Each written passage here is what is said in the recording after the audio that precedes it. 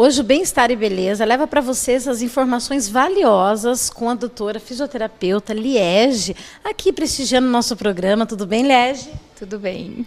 Liege, a tua especialização é uroginecológica, certo? O que se trata? Se trata das patologias, né, e das disfunções da urogenitálias, né? Certo. Então, assim, incontinência urinária, incontinência fecal, as disfunções sexuais que alguns pacientes e algumas pessoas possuem. E isso, propriamente, nós estamos falando nesse programa, tá, sobre gestante. Tá? Qual é o trabalho com o pós, o antes do parto? Então, a gestante ela tem algumas alterações fisiológicas que acontecem no corpo da mamãe, né? Sim. Então, o que acontece? Dentro dessa musculatura que acabamos de falar, do assoalho pélvico. Então, o bebezinho vai ficar em cima desse assoalho pélvico, né? Onde vai tensionar. Então, e mesmo pela alterações hormonais, ele acaba se distendendo. Então, se não tiver um fortalecimento dessa musculatura, muitas vezes ela pode sentir dor, né? E depois não vai ter uma sustentação desse bebê, né? Na musculatura dentro ali da pelve, né? Sim. E outras disfunções também seriam o paciente, a mamãezinha fica com frouxidão ligamentar devido ao aumento dos hormônios. Então, se tiver um fortalecimento de toda a musculatura, musculoesquelética, né, completa da mamãe, isso acaba ajudando em toda a gestação dela, diminuindo assim as dores. Então, é um processo também de prevenção. Antes, né, da gestação já deve ter essa musculatura fortalecida para prevenir essas dores, né, do parto que são tão conhecidas, a lombar, né, a clássica. Certo. Como é tratado? O tratado com os exercícios, né? Os exercícios de respiração, exercício de relaxamento, com o exercício dessa contração do assoalho pélvico, né? Dessa contração. Então, a gente usa também muitos exercícios do Pilates, que auxiliam muito para a gestante. Então, a gente tem que fortalecer meio globalmente, né? Qual é a dica que você pode passar para os nossos, né, para os nossos amigos, para nossas amigas, futuras gestantes, já gestante, para estar se cuidando, para estar melhorando mais a sua saúde? Primeiro, se amar, né? As pessoas têm que se amar, as mamães têm que se amar, têm que amar muito o bebê, têm que se conhecer, têm que saber quais são as transformações que o corpo vai ter nesse período que é divino. Né? Então, assim, nós temos que se conhecer.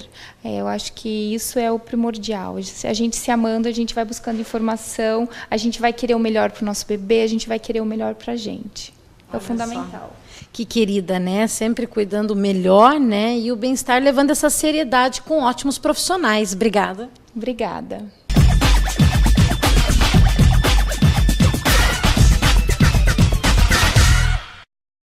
Meus amigos, preocupado com a sua saúde, o seu bem-estar, hoje no programa vou falar com a ginecologista obstetrícia, a doutora Larissa Fonseca dos Santos.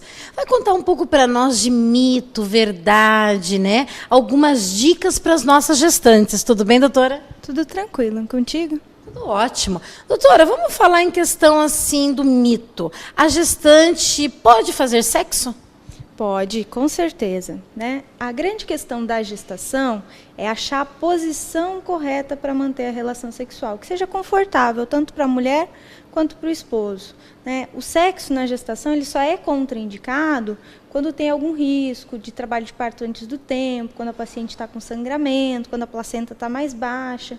Então isso pode ser conversado com o médico dela. Tá, uma dúvida. Uma vez cesárea, sempre cesárea? Não. Quando o primeiro parto da mulher é cesariano, o segundo parto necessariamente não precisa ser cesariano, pode ser parto normal. Né? Isso é uma tendência também mais moderna, que é o parto normal, né? Que é melhor, tanto fisiologicamente, para a mulher e para o bebê. Então, isso não quer dizer que tenha que ser o segundo parto ser cesariana.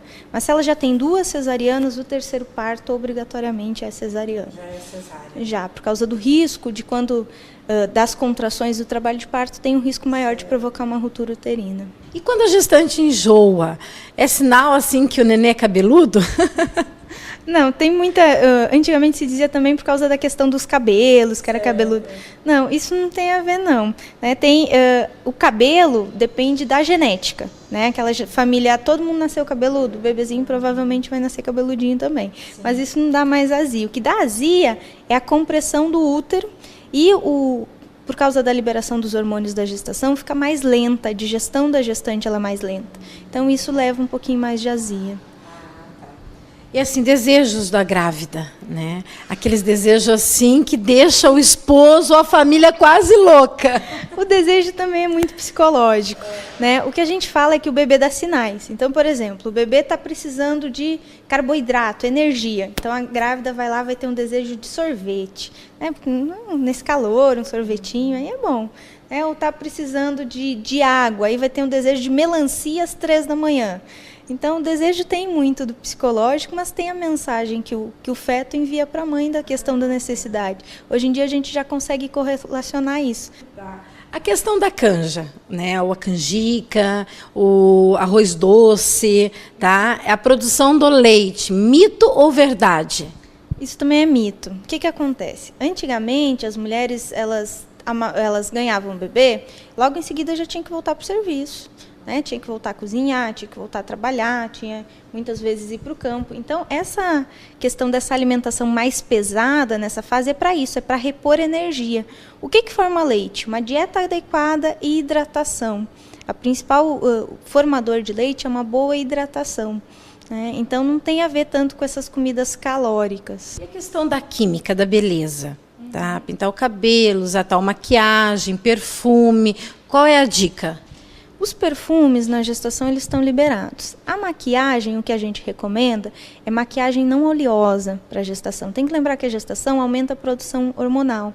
Então a pele por si só já fica mais oleosa. Então tentar bases mais secas, mais opacas, que não aumentem a oleosidade da pele. O cabelo, a grande questão é o que vai ser usado na química. O que a gente recomenda é depois do 2º trimestre de gestação, porque até 1º trimestre é a fase de formação do neném. Então a gente não recomenda que seja usado esse tipo de química, até porque a pele da gestante ela absorve mais do que quando a mulher está fora da gestação. A partir do 2º trimestre, a gente recomenda que a paciente procure usar produtos voltados para a gestante. Então aqueles produtos que não tenham amônia e nem metais pesados na formulação. Quanto à questão do alisamento, a grande questão é o vilão, que é o formol. O formol ele é proibido, inclusive para pacientes não gestantes. Mas ainda a gente sabe que algumas químicas utilizam. Então tem que ser bem conversado com a cabeleireira, tem que ser uma cabeleireira de confiança, para fazer um tratamento mais leve, mais suave. Preferencialmente que não tenha tanto contato com a raiz do cabelo, tenha mais contato com as pontas. Hoje em dia a gente quer se sentir bem, se sentir bonita o tempo todo. E hoje em dia tem como fazer isso na gestação. A gestação, a mulher tem que estar irradiando. E é isso que a gente quer oferecer sempre para a gestante. A gente sempre conversa, oferece, né, tudo isso. Obrigada, doutora. Eu que agradeço. Obrigada.